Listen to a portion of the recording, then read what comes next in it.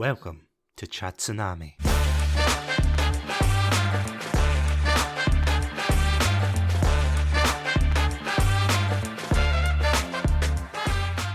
Hello everybody and welcome to another episode of Satsunami. My name's Satsunami and joining me today is none other than the fantastic host of the Lazy Girl's Guide to Podcasting. It is none other than Verity. Verity, welcome to Satsunami. Thank you so much for having me. I'm really excited to be here. Yeah, how are you doing tonight? Do you know what? I'm doing well, but I'm actually looking through my glasses at the moment. I normally wear contact lenses. I walked up to the shop in the rain and it's just kind of hit me that the raindrops have dried on the glasses, but I can't pull them off now because of how my headphones are and it'll distort the audio. So other than not being able to see 100%, doing great, thank you. Yourself? Yeah, not too bad.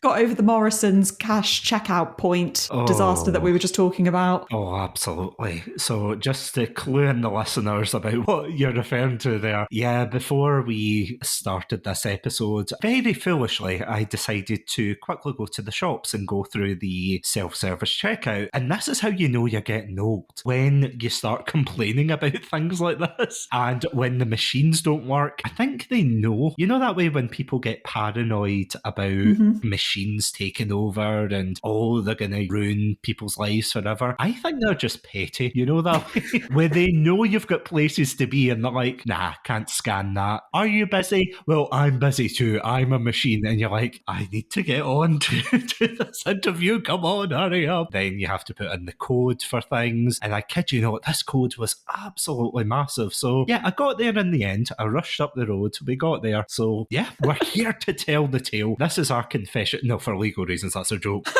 I'm looking at my Red Panda lawyer in the corner like, yeah, no. Yeah, for legal reasons, that's a joke. I love that.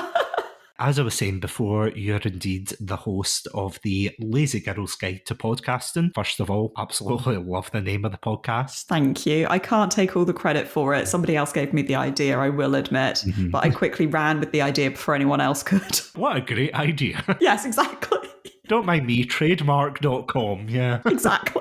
It's awful, isn't it? It's awful. No, not at all, because technically that's how Satsunami came about as well, because I was talking to a friend, and granted I had come up with the Satsunami name, and I was talking to a friend, and I was like, right, what do I call this podcast? Do I call it the Satsunami Variety Hour? Do I call it Satsu's Podcast? What do I call it? And then someone suggested, well, something like Chat and Tsunami, Chat Tsunami. I was like, hold on a minute, that's actually a pretty good idea. And then you went to trademark.com. No, I was already on the phone by then. See, in 10 years, they'll be making a film of me on Amazon Prime, like the founder, only less horrible. I love that. Is it the Social Network that's the Facebook one? It is, yes. Yep. So there'll be a lot more screaming, a lot more people throwing things. Honestly, if Andrew Garfield plays me in the film, I'll be happy. That's all I'm saying. But anyway... So I have to admit, I've seen your content pop up quite a lot because you do give absolutely fantastic advice when it comes to podcasting and things. And when I saw your content initially, I thought, you know what, I'll check this out. I'll see what you're actually saying. And I'm not going to lie, I was out earlier. As I said, the great battle of checkout earlier. And when I was driving, I was binging a lot of your episodes. Oh, thank you. Honestly, you give some great advice. Oh, thank you. I'm not just saying that because you're on, because I know that it sounds like it whenever someone's on. You can tell me it's crap if you want. I don't mind. I won't go and cry. No, your PayPal donation's already cleared, so we're good. Yes. We're good. Fine. I can put that towards the trademark.com fund. Yes. / Andrew Garfield fund for the film. But no, in all seriousness, you have some absolutely fantastic advice. And what I love about it as well is just the fact that not only is it yourself, I mean, obviously the majority of episodes are you bulk recording them, you're doing them solo, but you're also bringing in advice from other content creators. And I think that is just absolutely fantastic. I was listening to, I think a couple of weeks ago, or it could have been longer, your one about TikTok. I've listened to to ones about your ideas about marketing. Today I was listening to your thoughts on why people quit podcasts. You've just got such a plethora of really interesting content there. So I've got to ask, just to kick things off, what was the inspiration for the podcast? That's such a good question. I'm going to give you as short an answer as possible because I feel like this story is quite long and I'm sure no one's about to think, oh my gosh, I really want to know half an hour of her life history. So I'm not going to give you the half hour spiel, but the short version is that this wasn't my original podcast. My first podcast was a podcast called The Confident CEO, which didn't even start out as that either. And it was kind of my first dipping my toe in the water, for want of a better phrase, into podcasting. And that show ran for about 15 months before I felt that the conversation was just, it wasn't going forward anywhere. But what I was finding is that more and more people were coming to me saying, well, how do you do this with podcasting? How do you do that? And I want to start a podcast, but, and I was thinking all of these buts are kind of episode ideas. And then I was chatting to a friend as these kind of conversations kept going. I was chatting to her one afternoon and she was saying, oh, do you know what? I've spent 2 years not starting my podcast. How should I start? And I was thinking 2 years is a long time to think about doing something and not actually doing it. And she goes, well, do you know what the thing is she goes, I don't need all of this advice. I just need the lazy girl's guide of how to do this. And I was like, that's a great idea. I'm just going to write that down on a post-it note. And I came up with the entire concept of the show that weekend and then started recording episodes. And that kind of is the short story. I don't know. I love talking about podcasting. And I'm the first to admit that I don't always get it right in terms of trend prediction. And some of my views, I've been told, are a little bit controversial, but I don't know. Maybe that's why people come back to the podcast. I really like to focus on those 10-minute episodes where we just deal with one aspect of podcasting, because I'm completely self-taught with podcasting. I do not have a background in IT engineering, anything like that. My background is actually in emergency assessment nursing, and I now lecture in health and social care. So you could not get further away from anything audio related if you try. But I found that when I started my first podcast, I was just struggling to find really actionable tips and information. Maybe I was just looking in the wrong place. So the whole concept of Lazy Girl's Guide to Podcasting was essentially what I wanted about 2.5 years ago when I started my own podcasting journey. And I keep calling it's a hobby that's got out of hand, because I really feel like at this point it has got a bit out of hand, because all I do is talk about podcasting now and think about, I have conversations with people, and all I'm thinking in the back of my mind is, that could be an episode next month. No, I totally know what you mean in that regard. I have to say, whenever I'm out with my partner, we're walking the dog or something, I'll turn around and say, oh, can I ask for a favour? And she'll just turn around and say, are you recording? Yeah. Is that okay? She's like, yeah, okay, on you go, kind of thing. And I know what you mean. You look absolutely everywhere, because before I got into podcasting, I decided during the lockdowns to get into streaming. And I have to say that absolutely impacted the way I looked at content, especially video games, where I would play a video game and then I would stop halfway through and think, this would be really good to play on stream, or this would be really good for this and that. So now that I'm watching and doing a whole lot of other things like playing and such, I keep thinking exactly the same thing. It's like, even when I go to a cafe or something that's new and I'm like, this could be a good episode. Kind of thing. And it's absolutely crazy how it snowballs away from you. Yeah. But I'm quite curious, and I don't want to get you podcast cancelled here, but when you said about your quote-unquote controversial views, how controversial are we talking? Are we talking Blue Yeti controversial, or...? I'm recording on a Blue Yeti at the moment. I like Blue Yeti. Don't come after me, please. Because I know that there are probably anybody who's a podcaster. I feel that podcasters really sit in two camps. They're either die-hard Blue Yeti lovers, or they just want to go around the world and pick up every Blue Yeti and burn it.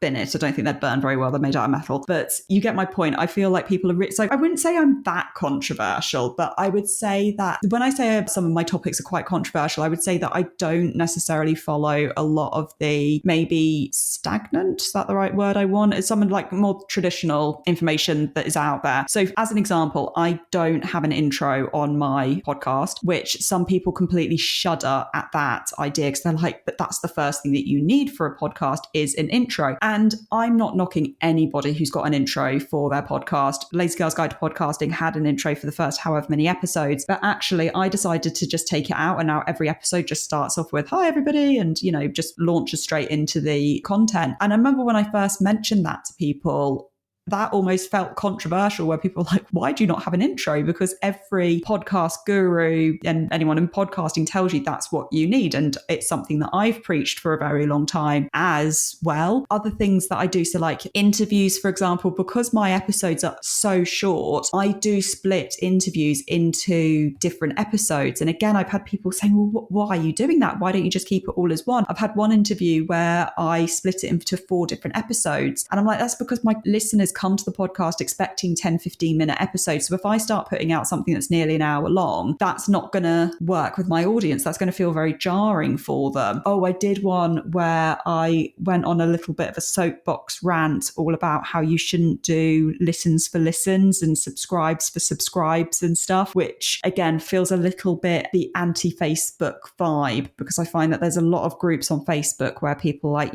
put your episode here, we'll all listen to it, and then you listen to our latest episode, and then we'll subscribe to you, and then we'll also, I went on a little bit of a soapbox rant about that and why I didn't think that was necessarily the best way to go. So when I say I'm controversial, I'm not saying controversial in terms of, I don't know, something really, really extreme, but it is in terms of just, can we actually buck this quote unquote norm that we've been taught, or can we maybe look at things in a slightly different way? Why are we following these kind of invisible podcasting rules, essentially? No, I have to say, I listened to your episode on the subscribe for subscribe, listen for listen, and I have to say, I'm totally on board with you. So that's 2 people for them to cancel. I love that. We'll make our own club. I know, come at us. No, I'm completely with you, because as I said, as someone who was into streaming during the beginning of the lockdown and kind of midway through, there was a huge culture, and I think there probably still is, of people saying that they would follow for follow and things like that. Mm-hmm. And I'm not going to be all high and mighty and say that I didn't partake in a cheeky wee bit of follow for follow. Oh no, we've all done it. Oh, absolutely. I'll be honest, we have all been there. I think, and this is the thing, you've got to try out these strategies to actually figure out why and how they don't work for you. So absolutely, we've all been there. Because in the short term, I think it probably does your podcast good, or show or channel or whatever. In the very short term, obviously you're going to get a boost. But something you actually did mention in that episode, and I was listening to it today, which was quite lucky, was just the fact that it doesn't really build a community for your podcast or your show or channel or whatever. It gives you short-term gains, but it doesn't really help you in the long term. And I am totally with you there. It feels as if, and it's the hardest thing I think for a lot of podcasters to swallow, essentially, that you're going to go in, and unless you're a celebrity, unless you're a well-known figure or an influencer to begin with, you're not going to get people sitting waiting for you. You might have your friends, your family listening, but you're not really going to have anybody just suddenly turning up. And you have to work for that. You have to build that up, and you have to make sure that you're providing a space that people are going to come back to. And as you said, if you have somebody saying, oh, I'll listen to one of your episodes, and if they don't vibe with that, or they say, that's not for me, they're not coming back. You might have one more download, but what's one more download when you're not going to get it in the future? So maybe it's controversial to a lot of starter podcasts, but I'm totally with you there. I do think that it takes a lot of effort. I'm falling back onto cliches here, but Rome wasn't built in a day, and neither are podcasts. Yeah, 100%. I mean, they do say, don't they, that it's like 80% of 80. I realised last week is a real podcasting number. We like the name 80, the number 80% in podcasting for some strange reason, but they say something like 80% of podcasts won't get past episode 3, and then the ones that do don't get past episode 8, and then episode 10. And I think a lot of it, and this is just colloquial from conversations conversations that I've had with people is I think a lot of it is we go on Instagram, we go on TikTok, we go on YouTube, and we are used to seeing these hundreds of thousands, millions of likes, of saves, of watches, whatever it is, because depending on the platform or what have you. And I think what a lot of people, particularly new podcasters, almost struggle with is that understanding that podcast numbers are so different to all of the other platforms that you've got out there. And actually, for a lot of new podcasters to get downloads in the double figures is a huge achievement, because like you said, you can't just expect people to find your podcast. And I speak to some people and they're like, oh, but why is it not like YouTube? And I'm like, well, first and foremost, because YouTube is the second biggest search engine globally, and it's owned by the biggest search engine globally. However, you don't go onto Apple Podcasts or Spotify or what have you and use it as a search engine in the same way. So therefore, people aren't finding and engaging with your content in the same way as you can be found on YouTube. And I think that's probably one of the biggest things that people get tripped up on, particularly when they're new to podcasting. As I said, the difference in the numbers from social media and YouTube to podcasting is just miles and miles different. And you really can't, or in my opinion anyway, you really can't compare the two because they're just two completely different beasts almost. I don't know if you agree with that or... No, I'm totally with you there. Genuinely, it feels as if when you're choosing a platform to present yourself, you have to choose very carefully about what you're trying to get across. So, for example, if you're doing podcasting, you might decide to focus more on audio-only content, or, if you are filming yourself, then chances are you'll want to put it on something like YouTube, which is a free platform. It's the biggest one. But personally, for me, I'm not a big fan of YouTube as a creator. As someone who consumes a lot of YouTube videos and things, yeah, I love it. But in terms of the way it treats creators at the bottom of the rung, I find it really hard to actually climb up and get noticed on it. And, lots of people have success right off the bat, other people don't. That is perfectly fine, but it's all subjective. And I feel as if this is a massive problem within indie content creation. And I don't know how you feel about this, but there's a lot of people who seem to think that there's a one-size-fits-all solution to success. You can have the blueprint and the scaffolding to say, okay, this is what I'm going to do. I'm going to get a decent mic. I'm going to get a nice quiet space. I'm going to write a script for the first episode.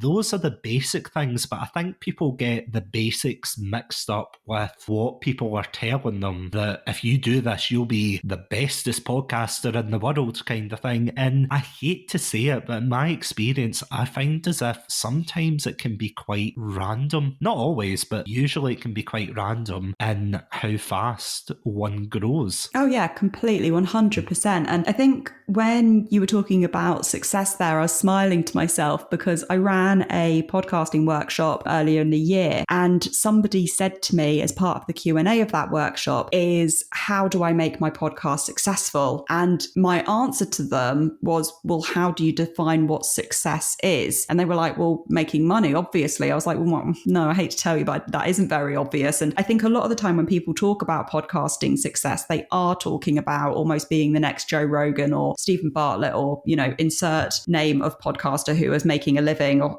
making a lot of money doing their podcasting. And I think for some people, monetization isn't success. It could be that sharing your message is your version of success, or it could be that actually just sticking to a content schedule and getting an episode out every week or every 2 weeks, whatever, that is your version of success. So I think for a lot of people going into any kind of content creation is it's first really thinking to yourself, what is success? Is it bringing people into my business? Is it making money? Is it having these amazing merchandise t-shirts that everybody buys? Is it creating a community? Is it, you get my point, but really just figuring out what is that success and kind of remembering that just because, your numbers are high or low doesn't really mean that that equates to success. I know people who have very low download numbers in the scheme of podcasting downloads who have very quote unquote successful shows because they are highly strategic with their podcast, and the podcasts act as a top of marketing funnel for their businesses, for example. So, it works really well in that respect. So I think that's probably where people trip up from the outset, is they don't really know what the purpose of their podcast is. And this is what I always say to people when they're starting a podcast as well, is just really think, what is that purpose? If your podcast was successful, how would you define that success? And also, what's the purpose in terms of, is it a how-to? Are you entertaining people? Are you providing education? Is it to interview guests? Just what is that kind of why? What's that philosophy right at the beginning? After I gave this answer to this person on this workshop, they just kind of sat back and they were like, oh, I've got a lot of work to do before I start my podcast. And I was like, I wouldn't say a lot of work, but maybe just some inner conversations and inner questions as to how we're going to define what that successful piece is going to look like. And I think it's really interesting as well what you're saying about YouTube, because Lazy Girl's Guide to Podcasting is on YouTube. Is it on YouTube though? Well, yes, because it's just sound bites that are created that go up there. It's nothing special at all, but it works because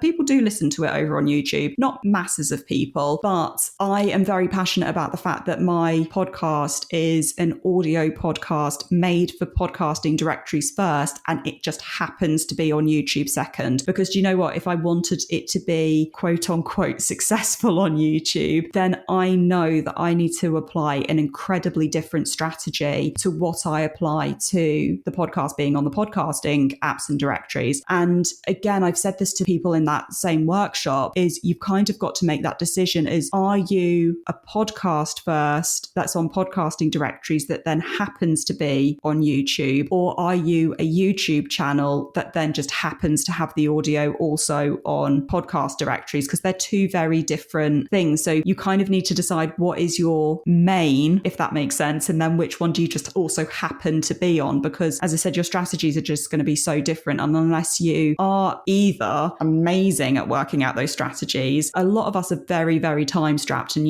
we've also got families and, I don't know, jobs, those wonderful things and, things like that. So then it'd be a case of, well, are you able to then outsource to people who are experts in getting things big on, noticed on YouTube or podcasting directories and what have you? And as I said, I think that gets massively underappreciated in podcasting as well. And that is an excellent point about going back to what you were saying at the beginning about the definition of success, especially with podcasts, because I have to admit, it's a bit of a pet peeve with me where whenever an indie content creator comes onto the scene, there's a lot of people who want to be the next X creator. Mm-hmm. It's like they don't want to be themselves. When I listen to your podcast, I know that you're coming through as yourself. You're talking about your own genuine feelings and things. When I try to talk, I have to admit, I try my best as well to just convey what I'm thinking, what I feel. But you get a lot of people who their kind of view of success and everything seems to be more, as you said, oh, I want to be the next so-and-so, I want to be rich and famous and things. And they're kind of looking at it at the very end of the journey. They're not actually seeing the road they're walking on. They're seeing the big mansion at the end of the road. Massively. And I think it just gets so underappreciated just how long it takes to really cultivate podcast growth. And I mean, I don't know about you, but one thing that I've seen for a lot of podcasters that I know, and I saw this for myself for both podcasts, is actually it got to about the 5-6 month mark. And that's when I really started to see for both podcasts, the stats, just every kind of stat increase. And it's almost like, how can I put it? I feel like in 2023, 2024, and probably even more going forward, that podcast listeners are really getting wise to the fact that there are a lot of people that start podcasts and then give up with them. And it's almost starting to feel that podcast listeners are kind of waiting to see, well, is there a back catalogue? If I get invested in this, is it going to continue? So once they can see that catalogue, then, that people seem to be more interested in actually sticking with somebody for the journey. Obviously, that doesn't apply because we know that there are a lot of really good podcasts that are only 6 episodes long, but they were only ever intended to be a short series. I'm not talking about those kind of podcasts. I'm talking about, the long ones where you're saying you're going to put out a weekly episode, but then you only do it for 2 months and there's nothing else. Because I think also what people need to remember is that humans are creatures of habit, and we like to know that Tuesday morning on my drive to work, Verity's podcast, there's a new new episode out and I can listen to that because it came out at 6 a.m. So when I'm driving to work at 8, I can listen to that episode. And, you know, I can completely relate to that. I listen to a podcast every single Monday morning on the way to work. And for the last 2 weeks, they haven't put out an episode. And I've been genuinely lost. What am I supposed to listen to? And I've now started this amazing audiobook. But it also means that because I've got 6 hours left of this audiobook, I'm probably not going to listen to their podcast for the next month now on a Monday because I need to get through the audiobook, if that makes sense. So I think that kind of thing gets massively disappreciated as well. Like I said, just how long it takes to grow that loyalty from people and really start to see that return on podcasting. Because I have to say, and this is something that I've brought up in past episodes as well, but when I started out in 2020, I started streaming, and then one of my friends was like, oh, do you want to try podcasting? Because I kept venting to him saying that I was kind of getting frustrated about the progress I was making and things, and I was relatively enjoying it. It was a great way to collaborate with friends and keep in contact with them, but then my friend was like, well, you like the talking bit, so why not start a podcast? So I decided, yeah, let's get into it and, you know, try it. And I have to say, the first couple of months when I was doing it, I did the first season live on Twitch, which I have to say is a completely different kettle of fish. I'm glad that I don't do that anymore. But for those first few months, watching the podcast grow really slowly, and I mean, at the very beginning, I didn't even have a separate page for the podcast. I was just like, right, okay, this is a side thing. I'll do what I can, but I'm not really too fussed. I'm more focused on streaming at the time. And I'm not going to lie, see, looking back on it compared to where I am now, because I know that I post a lot of quote unquote victory posts where I'll be like, oh, I just reached this milestone. I think a month or two ago, we finally reached the 50,000 plays mark. That was so exciting, by the way, when I saw that. I was so excited for you. Thank you. Honestly, it was absolutely surreal. See it go up, and then I hit 50. I was like, oh my goodness, I still need to put out a celebration episode. Working on it. Absolutely. But at the same time, there were so many times throughout my podcasting journey where I would look at the numbers, where they would plateau some months, or they wouldn't get as popular as I wanted them to. Maybe I wasn't even getting the listener feedback. And I genuinely thought there and then, maybe I should just pull the plug on the podcast. And I thought, you know what? I probably don't know if I should be going on if I'm not getting as much feedback. Is anybody listening? Is there any point? You go through these things, but that's something that they really don't, and by they, I mean podcasters as a whole, they really do not warn you about it. Because another pet peeve of mine, I have to say, don't worry, this is the last pet peeve of the night. It's all right, keep going. I'll turn this into an episode for next month. Oh, absolutely, go for it. But one of the things that really ticks me off is when people undersell the amount of effort that you put into a podcast, where a lot of people say, oh, you just turn on a microphone and you speak into it, and then, oh, you're going to get millions and things. And it's like, well, no, not at all. Because for me personally, and I'm assuming you'll be the same as well, that you have to make sure you know what you're saying. You have to research the topic. Then you have to edit it. You have to market it. You have to put it out. You have to schedule it. Make sure it's going out. If it's topical, you have to make sure it's coming out at the exact same time as the popular topic. Actually, one of the ones that reminded me of was your Taylor Swift episode. I was listening to both of them and I thought that was so fascinating when you were talking about trends impacting. Sorry, I know that's a brief aside. No, it's fine. Honestly, I did this episode about Taylor Swift, and for anyone who hasn't got no idea, please go and check. I can't remember which number episode it is, but Lazy Girl's Guide to Podcasting. The episode is called How the Taylor Swift Nude Scandal Affected My Podcast Ratings, because I did this whole episode prior to that all about how Taylor Swift could really teach us a lot about podcasting and this idea of being adaptable and, you know, not really listening to other people, but still taking on board feedback at the same time. And it was just, I loved it. I thought it was such a good episode, and I'd put so much effort into the keyword research for it. And I was like, this is just going to be beautiful. And do you know what? The episode numbers tanked and I couldn't figure it out at all. I was like, literally everybody in the world loves Taylor Swift, it feels at this point. I am,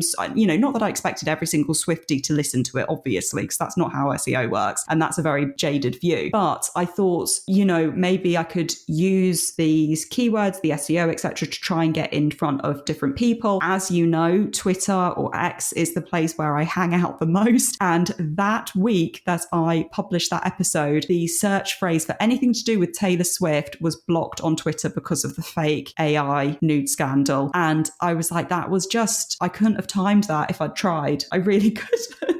It just made me laugh. But to go back to your point about the time that it goes into podcasting, I 100% agree. And I think the biggest thing, everyone goes on about editing. And I have to say, I try and edit one for one. So if I record for 10 minutes, I try to only edit for 10 to 15 minutes because I like my episodes to be kind of like as raw as possible. But then I know that that doesn't work for a lot of podcasters. But I think that the time that gets most disappreciated is, as you said, it's the marketing. It's, you know, the keyword research for different social media platforms, the keyword research for your show notes as well, and for your URL titles. As you can tell, I love SEO and I put a lot of emphasis on SEO for the podcast. And, you know, it's those titles, those podcast titles. You want something that's going to grip people, but it's also going to work well from a search point of view. And then, as you said as well, it's not just those points, it's also which platforms are you showing up on? Where are your listeners going to be? And is it video that we're creating? Is it audiograms? Is it that we're creating a carousel or posts or whatever it looks like? But all of that content as well. I would say that I probably spend, for each episode that comes out, I would say that I probably spend about 80% of the total episode time on marketing. So I would say I easily spend minimum of 10 hours per week on my podcast. And I would say about 8 of that is to do with marketing the podcast and just growing the audience, engaging with the community and what have you. And yeah, I do think that it's the marketing side that gets completely not forgotten about, but I think a lot of people think, oh, well, I just throw up a couple of tweets or a couple of, you know, posts on Instagram. And you're like, oh, no, because if everyone did that and it really worked, then we'd all have millions of downloads and we'd all be, you know, millionaires at this stage. So I think that that is something that, as you said, just doesn't get talked about enough. And I don't know about you, but every podcaster that I've ever met, bar one, does not have a marketing background. So we are all self-taught and so much of it is trial and error. So that again adds its own dynamic into the mix, really. I feel as if we are all going in learning as we go with the job as such. And I feel bad saying that podcasting is a job, but it does feel like a second job at times, because going on to what you were saying before about the time dedication towards marketing, I was actually talking to another podcaster about this, and they were telling me how they were sick of having to have a page on social media site X, no pun intended, social media site Y, social media site Z, that kind of thing. And the reason being that there's just so many of them. And it can be frustrating because we know why Twitter has turned the way it is. You know, we don't have to state the obvious, but yeah, it's quite interesting to see how things have changed and how other indie creators have been impacted. So they might not be as viral as they used to be. But because of that, you've got Twitter Lite websites coming out. You know, you've got Threads, which is a bit of a mixed bag. I think it's got some good elements, but it's still not got that reachability. And the other site that I was moaning to one of my friends about was the whole Blue Sky thing, which I thought the idea of it was interesting. But if you were trying to grow there as a creator, the last place you want to grow is a site that's limited by an invite-only system. Definitely. So you're only going to get a set amount of users from that. But then, again, as you were saying as well, if you go onto YouTube, you have to make it very distinctive and very, I wouldn't say flashy, but you have to make it visually appealing. Oh yeah, and the bar is so high for YouTube these days as well. So I think that's why I was like, do you know what? My podcast, as I said, it goes up to, it's hooked up to YouTube via the RSS feed. It just creates a standard audiogram. And the plan is that when the podcast is making me millions, which obviously I'm manifesting, and it totally will one day, she says. But, you know, when we get to that stage, then I can hire an absolutely amazing studio and somebody to edit all of the YouTube stuff and do whatever it is that needs to make it fancy. fancy, but I know that I am not that person right at this second in time. So I'm a bit like, do you know what? I'd rather put my efforts into the bits that I am good at, i.e. the podcast facing stuff, podcast directories, etc. And then the YouTube stuff can come later. I have to say, not to reference too many of your episodes, but you know what? I'm going to go wild here, but I have to say, one of the episodes that really stood out to me, and I think it was one of the tweets you sent out about how TikTok wasn't working for you. No. Yes. I felt so vindicated, see, when you sent that out, and I was like, oh my God, there's actually another person who agrees. Because I have to say, see, out of all of them, TikTok is by far my least favourite. Ditto. As you know, and of course the lovely listeners at home know, I'm not very confident in sharing my face and things on the podcast, because at the end of the day, don't get me wrong, I'm not hiding like I was going to joke and say, oh, a handsome visage or anything like that. No. But the fact is, when I want people to think about Satsunami, for me personally, I want them to see that red panda logo and I want them to think, oh right, it's Satsunami, it's a conversation between friends, it's a very varied podcast and things. I want them to associate everything with the podcast rather than me, if that makes sense. Yeah, 100%. But with TikTok, it's very, very visual. And I'm going to be honest, I am just over the threshold of my 30s, and I'm not going to lie, I don't have the knees for dancing like that anymore. I mean, I think as well, I love that you referenced that episode. That's been our most downloaded episode to date. So that is telling me that it is not just you and me. There are other people. But yes, I went on a bit of a rant, it feels, as to why I just quit marketing on TikTok. And I think as well, to me, it just got to the point where I was like, this is just another social media platform where I need to learn the rules, for want of a better word, and then I need to keep up with the rules. I know Twitter. I'm happy with Twitter. I can work that. I'm happy with how my LinkedIn works as well. Instagram, I go through phases, but I've been very consistent so far this year. So well done me. We've been consistent for a quarter. But again, keeping up with the algorithm changes, particularly on Instagram, can feel like a bit of a headache because it works so differently to how LinkedIn and Twitter work. And for me, TikTok, I was like, this is just another thing that I cannot be bothered in. And it was literally just, I can't be bothered to learn this. I do not have the capacity to be doing this as well. And I feel like almost that was slightly controversial because so much of the advice at the moment is if you want to grow your podcast, make sure that you are putting things on TikTok. And do you know what? I have got so much respect to anybody who is able to grow their podcast successfully on TikTok, because it is just not something that I've got down at all. If anybody is listening and they're a TikTok expert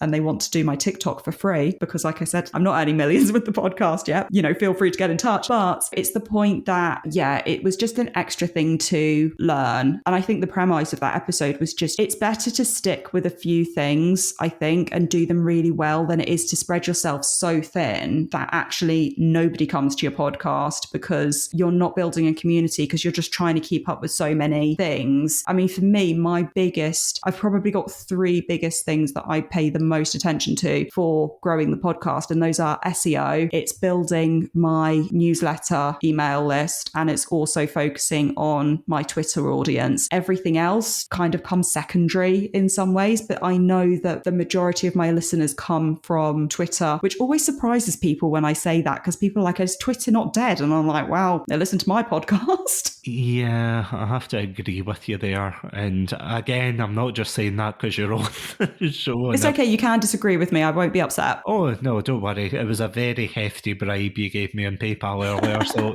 I think we've got another half an hour, I think, maybe, of compliments. So we're all good.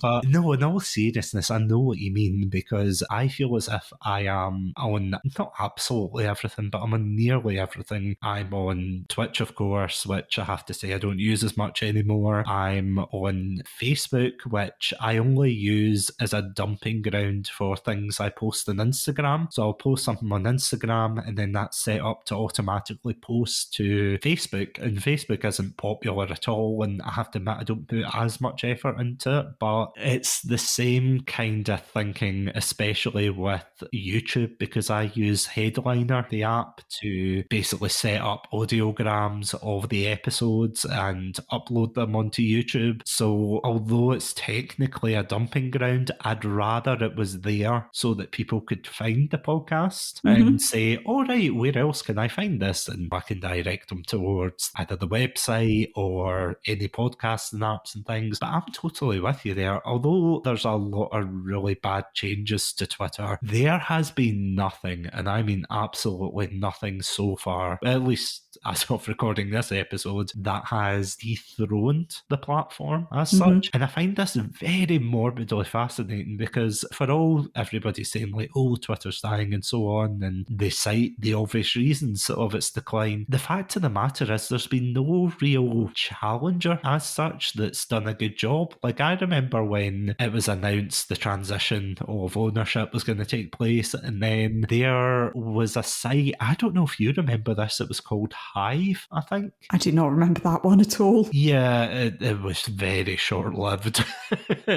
Oh dear. I mean, it had loads of security issues and things like that. I ended up deleting our channel because I was like, okay, this is a bit much. I've tried, is it Mastodon or? Oh yes, I've heard of this. I haven't been on it, but I've heard of it. Yeah, I'm not a big fan at all. Again, it's you have to seek out these things. It's not like you appeared in someone's For You page, so you're constantly having to seek out people and seek out communities, and you're like, well, you might as well go on Facebook for that, which is already established, it's already more prominent, so why not go there? And you're like, well, I don't know. So it's frustrating in a way, but it's also unfortunately the truth of it that, and again, mileage may vary or clicks may vary, but at the end of the day, you just have to use what works for you. And I'm totally with you. I feel as if Twitter seems to be the one that we get the most engagement out of as well. But if I did get loads of follows and things off of something like Threads or Instagram or things, I would definitely be putting my eggs in that basket. But it's quite dynamic in the way that you have to shift your focus, isn't it? You know, you can't just say, oh, I'm going to put all my eggs into like this particular social media site because, you know, next week it could shut down unexpectedly. So then you think, okay, where am I going to go from here? But there's kind of an imbalance there, isn't there? Yeah, absolutely. And I think it's always got to be that kind of marriage between where your potential listeners or ideal audience are hanging out, but also the platforms that you like to show up on as well. Because I do think it's very obvious, I will say, when people show up on platforms and you can tell that they don't really like it so much, and maybe it's not the place that they're the most happy showing up or what have you. My Instagram, for example. I have to say I'm in the same boat with Instagram. No matter how many cute dog pictures or things like that I put up, the numbers still stay the same, and you're like, what do I have to do?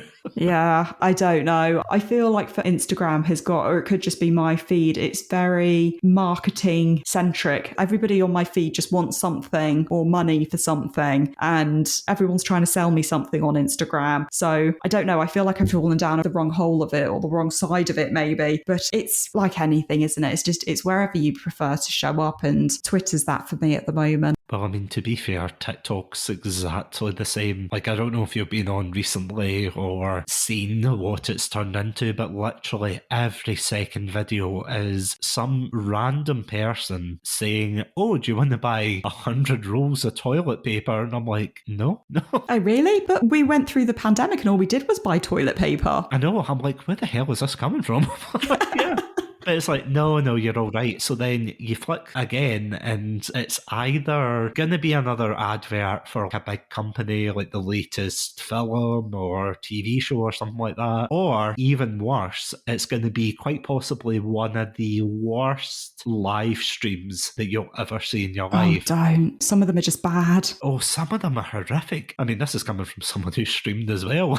Anybody knows horrific is me. But, you know, you have things that are borderline against the TOS, or at best it's people just sitting in silence looking at the camera, or, you know, it's bizarre things. You look at these live streams and they've got thousands of views. Again, normally I would never say this against anybody, but they just don't provide any value for their content. It seems as if it's literally someone who has turned on the camera, they're sitting there, and then they're arguing about something in bad faith, faith, or they're just sitting there listening to other people argue. Clearly they know what they're doing, but at the same time, you're like, it's not exactly the best look for people on the outside who are saying, oh, look at these youngins who are getting it so easy these days. Or maybe it's just us who are the wrong side of 30 who just don't get it. Maybe it's that. My daughter asked me recently, well, how did she phrase it? Did I remember the war? Now, out of all the wars that she could have thought of, she meant the First World War. I was like, not quite, darling. Not quite. So yeah, maybe we're just the wrong side of 30. We just don't get it. Probably. That does make me sad right enough. Because I have to say, as someone who studied history in uni and then is an avid gamer as well, this is what depresses me whenever I go to any of these comic conventions, any of these shops, and they're like, come and see the retro gaming section. And you go to see it and you're like, Jesus Christ, these are the things that I grew up with. See, I find that with music, though. I tend to teach 16 to 18-year-olds. Like, oh, have you heard this really old band, this really vintage band? And they're talking about people like Eminem. And I'm like, he's not old, is he? Is Eminem old? I don't think he is. Oh, no. Yes, there's this band that's gone viral. They're so vintage. They're called Blink 182. Oh my God, no. Blink 182, first of all, but what? It's just so depressing. Isn't it? See, when you see these trends pick up and it's like, oh, look at this old song and everything. Like, I think one of the ones that popped up, as far as I remember, was, and again, I wouldn't recommend the film, but you know that Saltburn film? Oh, yeah. The Sophie Ellis Bextor song. Yep, that's the one. Murder on the Dance Floor. Murder on the Dance Floor, yes. And everyone's singing it at the moment. It's so, Yeah, I mean, it's so catchy. Oh, yeah, great song. Yeah, but you're like, why is everyone singing that? And then you're like, oh no. Yes. It is now classic. It's an old-fashioned song. It's so sad. It makes me feel so old. Oh, no, I'm totally with you there. I mean, especially, I have to say, I'm in that mindset of, see, when you look back at the 90s and I'm like, yeah, that was 10 years ago. And it's like, yes. No, it was 30 years ago. But this is it. I read something the other day and it was music in the 2000s is now just as old as music in the 80s was in the 2000s. And I was like, oh, no. That was a pretty mind-blowing moment, I have to say. Yeah, that was pretty mind-blowing. Well, this is it. I was there like counting on my fingers. I was like, no, this can't be right at all. But yeah, just go into teaching if you want to feel old. I feel old all the time. Oh yeah, no, I remember I used to volunteer at a youth club years and years ago, and the amount of things that as they grew older and they moved through the years and everything, you just got a whole bunch of new kids who were talking about things that you had absolutely zero clue about. I think it's different probably. Well, you'll know that if you have kids, you'll have more of a grasp on it, but the amount of things that pop up, and I have to say, even with slang on the internet, I mean, I remember WTF, LOL, LMAO, Rafflecopter. Yep. There'll be some young listeners listening to this going, Satsu, what the hell are you saying? What is that? Yeah. And then you listen to some of their slang and you're like, obviously it's a sign of the times, but I feel sorry for my parents who must have been like, I can't believe our son didn't know who, I don't know, Bon Jovi was, or the Beatles or something when I was younger. Yes. Until you hear them for the first time and you go, actually, they're quite a good band and everything. It is scary, I have to say. Yeah, sobering, isn't it? Sobering, that is an excellent word. But actually, speaking of that, moving slightly away from podcasting, what kind of things do you do to relax from podcasting? Because I know you said you and I are always switched on to thinking about podcasting topics and things like that. But what other things do you usually either watch, play, or such to unwind? That's a really good question, because my life feels like it's either work, the kids, or podcasting. But I also have this ongoing joke that hopefully nobody in my life will die under suspicious circumstances anyway. But if they did and I was a prime suspect, it would be, I think the police would have a field day on me, because I'm always reading murder mystery novels and my Netflix account is always on, those crazy documentaries that you're just like, what? People lived like this? And I'm really into that kind of thing. And then otherwise we're a big Star Wars household. We're big into Harry Potter in this household. Yeah, I would say that we're big into Pokemon, but I would say that that's the other half half of the family. I know the original storylines and what have you. I'm not very good on anything updated, but yeah, I would say that it's and eating chocolate. I think those are probably my biggest things outside of podcasting. I mean, to be fair, those are very great hobbies to be. It's ones we can all aspire to be honest. I have to say, though, on the note of Star Wars, you put a tweet out the other day, something about watching episode 3, as in chronological order, episode 3, and I commented on it about it not being my favourite. I don't know if you noticed the person who commented underneath had the same surname as me. That was my husband. Outraged that I don't like number 3, and that conversation very much carried on off of Twitter because I'm not a fan of number 3 at all. Cinematographically, I think it's beautiful, but the script, sorry, Star Wars people who wrote the script, I just don't think it was the best at all. So when you say not the best, do you mean out the 3 prequels, or do you mean in general? Out of all of them. So like the 9 story ones, but then also everything that slots in between that. So like, you know how they had Road One and they had, what was the other? I can't think what the other one was called. Solo. That's it, Solo. And out of everything, I don't rate that one. I'm quite passionate about this. I have to say the prequels are definitely lower on my rankings, I have to say. And as of this episode, for anybody curious, we have a whole month of Star Wars content that we published last month. So if you want to check that out, please feel free to check out our full opinions. I think out of the prequels, my favourite one is probably Phantom Menace, because I think it's got this really family film kind of element to it that I think they got quite right. But then I feel like it just was like, we've only got 2 films to do all of this backstory. Yeah. And it was too much to fit into 2 films. I mean, obviously that's why they went and created the Clone Wars series and what have you, isn't it? But I hated number 2. I thought Clone Wars was an awful film. And it wasn't until I actually watched the Clone Wars series long after it came out, I was very late to that party, that I was like, it's not actually a terrible film. They just didn't explain hours and hours and hours worth of cartoon storyline in it. I think they just tried to put too much into 2 films only, and I just don't think there was enough back explanation. And then George Lucas is like, Verity, whoever you are, I really don't care about your opinion because I'm sitting here pretty and made for life, and I've given lots of people jobs and made people famous, so what does my opinion matter? Well, you say famous, but it could also be infamous depending on who you ask. That's very true. That's very true. But I think, do you follow Mark Hamill on Twitter? He's brilliant.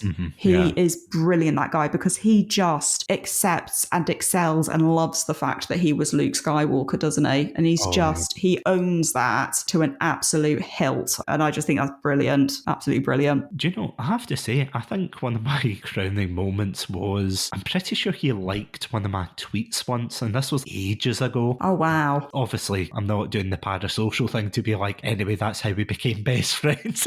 He's coming round on Friday night. Yeah, it was one like, okay. It was one like, but you know that way when you see a celebrity liking your tweet, you're like, oh my God, that's so cool. I'm relevant. But I know the podcast has some credibility now. Oh, absolutely. Very big listeners. As listened to by Mark Hamill. Totally wink, wink. For legal reasons, that is a joke. Yes, totally. Yeah, absolutely. Mark Hamill's lawyers come after you. And him too, yep. Yep. Yeah, I'm totally with you there. See, for the prequels, I remember watching them when I was younger and thinking, they're not the worst, except for Attack of the Clones. Attack of the Clones, I feel as if is the only one that I watched when I was younger, and bar the fights and things, I really just did not like it, because it was just, and again, this is treading over old ground, but you know, the plot was a mess. Who the hell was Master Sifo Dyas? You know, that kind of thing. There was so many rewrites and things that they could have done, but I don't think they really thought it through. And I said this in our Star Wars month, but I feel as if, and this is going to tick off a lot of Trekkies, but I feel as if someone slipped a Star Trek script into the Phantom Menace one, and then Lucas was like, you know what, we're going to roll with the politics. Just going to run with it. Yeah, we're going to roll with the politics, we're going to roll with the Trade Federation. And I have to say, after watching Star Trek in my later years, I have to say, I didn't mind the angle that he was going for, you know, the kind of political intrigue and things, but it just wasn't executed well. You know, you have this story about a very cunning Sith Lord that's, he's rising up the ranks and everything. But then you watch the rest of it. How can you take a film like that seriously when you got Jar Jar Binks giving them authority? Too true. Being like, I'm giving you Bombad authority. And you're like, well, then again, we've got the House of Commons, so but for legal reasons, that is also a joke. As a massive joke. But I've got one more controversial question for you, though. Go on then. I'm assuming you're not a fan of the prequels as such, as you said, and I'm assuming that you liked the original trilogy, but I do. What are your thoughts on the sequel trilogy? What sequel trilogy? That is a great answer. Very diplomatic, yeah. I like BB-8. Oh, yeah, same. BB-8's a good character. And yeah, I like BB-8. Although I will say some of the cinematography was absolutely stunning. I think that whoever did some of the backdrops and the pan shots and stuff were absolutely good. There were a few times where I was like, I'd really like that. It's like a still photograph on the wall or something. But yeah, there you go. That's my opinion. No, I'm with you there. Honestly. Yeah, BB-8's cute. I do like him. I have to admit, the first time I saw him, I thought, I don't know how he quite works, but you know what? I'll live with it because he's cute. I liked The Force Awakens well enough, and I'm totally with you there when you said about the cinematography and things, because it is a beautiful looking trilogy of films. Mm-hmm. Although I'm not a big fan of The Last Jedi, shock horror, I know, I'm one of the only few brave enough to admit that, but there's some gorgeous shots in that film, whether it's silly or not. It's honestly got some beautiful locations and things. Oh yeah. But as a story, no. I think what irritated me about it was that after I watched the first one, I was like, well, it's the same as the original, just different people, but I can't they've just switched like the protagonist roles around a little bit. And by the time they got to the last one, I was like, oh my God, there are just things that happen to be working for convenience. Like, when she got the dagger and it just happened to line up with the ship that had been crashed. But when they created the dagger, that wasn't going to line up with a ship. Do you know the scene that I mean? Oh, yeah. And you're just like, well, hang on a minute. Like I said, when they created that dagger, that ship was not like that in that position. I was like, well, this is just convenient for the storyline, isn't it? And I don't know. I felt like by the end, there were just so many things that it was working for convenience. And I don't know. I wasn't. Very sorry, Daisy Ridley and John Boyega and Adam Driver and everyone else, but I'm so sorry. It wasn't my cup of tea. Let's put it like that. Yeah. However, I did like quite a lot of the spin-off series that they did on Disney. I didn't get through Andor. That one lost me, but I loved Mandalorian. I thought that was brilliant. Absolutely. Actually, I'm wearing Grogu socks right now. But yeah, no, I did like a lot of the spin-offs, and I loved Rogue One. I thought Rogue One was a brilliant film, I have to say. A lot of people didn't seem to like Rogue One, but no, I really liked that. Yeah, but the sequel trilogy, no. Please nobody hate me and lynch me and come after me for that comment. Don't judge me. I mean, it's Star Wars fans, they'll be a rational bunch, don't you worry. Yeah.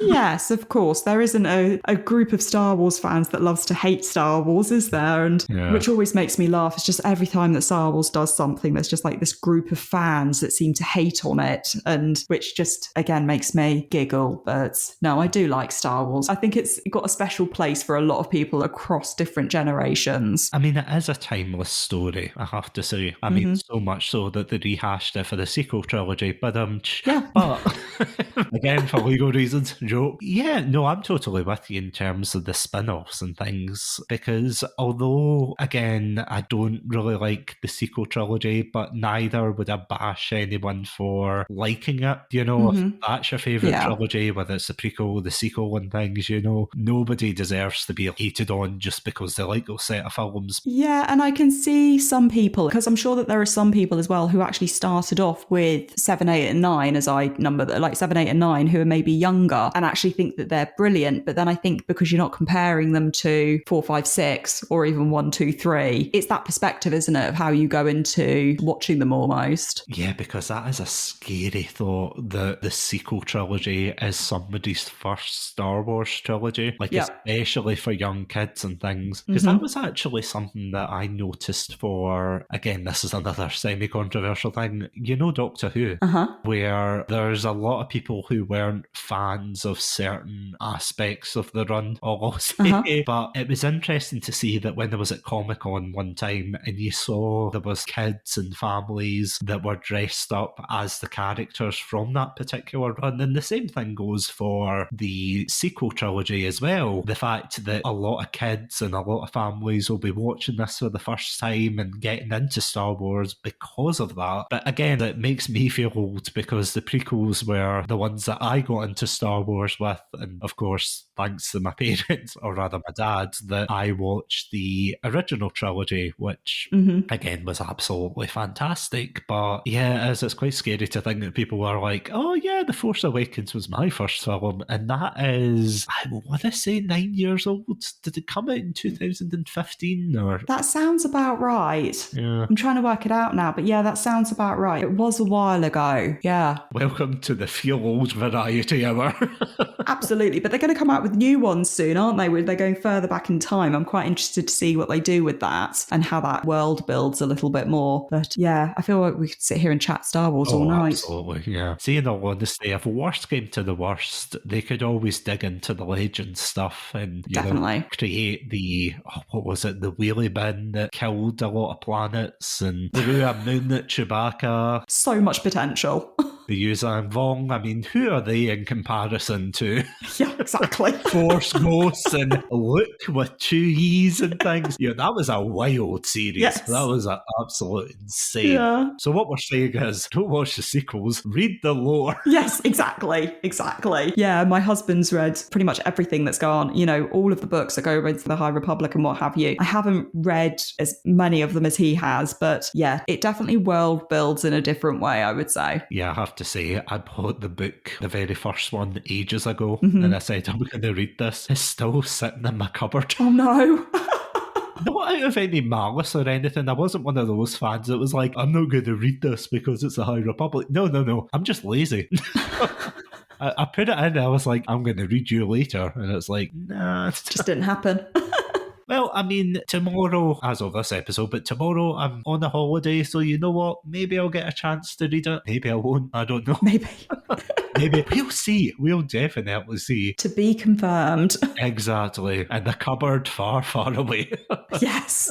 In all seriousness, as you said, we could definitely talk about Star Wars for ages, and I would absolutely love to have you on for a Star Wars episode. But let's do that. I will come very prepared. Absolutely. But seeing that note, Verity, thank you so much for coming on to the show and talking about your show. And really, yeah, thank you for creating such an amazing show as well. Oh no, thank you so much for having this fantastic opportunity this evening. Well, this evening, whenever the podcast episode comes out, but it has been so much fun to talk to you all things podcasting and our controversial podcasting views, which we apparently share, and also Star Wars. I love it when I get to shake it up and talk about different things on a podcast. Oh no, absolutely. I do invite podcasters and streamers and things on. I always feel bad when I'm like, is there anything else you want to talk about? It doesn't have to just be podcasting. It can be anything. We'll do Harry Potter next time as well. Oh yeah, absolutely. Yeah. Harry Potter month is next month, so yeah. Brilliant. All good. But before we wrap up, where can these lovely listeners at home find your content? Absolutely. Just search Lazy Girl's Guide to Podcasting wherever you get your podcasts. Type it into Google. The whole of the first page is my content, I feel. Poor Google. But yes, just type in Lazy Girl's Guide to Podcasting wherever you get your podcasts. And I'm also at Verity Sangan on Twitter. That's Sangan because my surname is not written anyway how it is sounded. But yeah, at Verity Sangan or Lazy Girl's Guide to Podcasting. And come join the newsletter, join the community. Love to see you there. And yeah, I can only reiterate that. Go check out that podcast. Absolutely fantastic. But if you want to check out a nearly as good podcast, you can indeed check out our podcast and all of our content at our website, chatsunami.com, as well as all good podcast apps. I also want to thank our amazing Pandalorian patrons, Robotic Battle Toaster and Sonia. Thank you so much once again for supporting the show. And if you want exclusive content, early access, even commentary tracks, we've got a lot on our Patreon, so please go check it out. But if you want to check that out, you can check that out at patreon.com/Chatsunami. But until next time, thank you all so much for listening. Stay safe, stay awesome, and most importantly, stay hydrated. Welcome to Satsunami, a variety podcast that discusses topics from gaming and films to anime and general interests. Previously on Chatsunami, we've analysed what makes a good horror game, conducted a retrospective on Pierce Brosnan's run as James Bond, and listened to us take deep dives into both the Sonic and Halo franchises. Also, if you're an anime fan, then don't forget to check us out on our sub-series, Chatsunani, where we dive into the world of anime. So far, we've reviewed things like Death Note, Princess Mononoke, and the hit Beyblade series. If that sounds like your cup of tea, then you can check us out on Spotify, iTunes, and all good podcast apps. As always, stay safe, Stay awesome, and most importantly, Stay hydrated.